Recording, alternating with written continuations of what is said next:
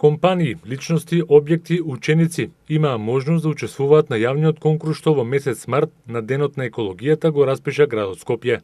Објавените резултати од конкурсот треба да стимулираат мотив за заштита на животната средина од сите жители на градот и секако најдобрите примери да бидат парично наградени.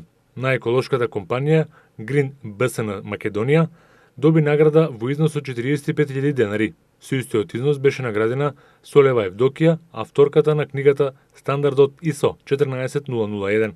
Населбата Хром има најубаво уреден двор, а таму живее семејството Ефтимови. Добитничката Весна Ефтимов беше наградена со 40.000 денари. Во Срешево се наоѓа најубавиот училишен двор, каде е сместено основното училиште Наум Охридски. И за нив наградата е 40.000 денари, средства кои сигурно дополнително ќе придонесат за заштита на животната средина. Учениците од основните и средните училишта имаа можност да творат и писмено да се изразуваат на тема екологија.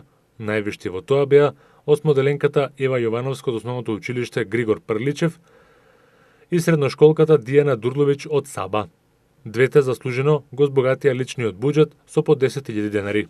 Не беа запоставени и оние кои неубаво се изразуваат преку цртањето и боењето. На истата тема екологија, според комисијата, најкреативно се изразил Максим Дамјановски, трето одделенец во основното училиште Кирил Печиновиќ.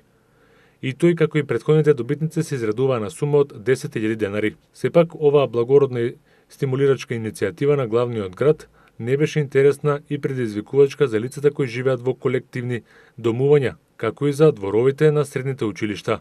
Па така во оваа категорија воопшто немаше пријавени учесници, иако беа предвидени парични награди, истите немаше кому да се доделат. Во иднина градот не само што треба да влијае на свеста на граѓаните за екологијата и заштитата на животната средина, туку треба да развива форми со кои ќе стимулира дела и творби за помасовно учество на јавни конкурси.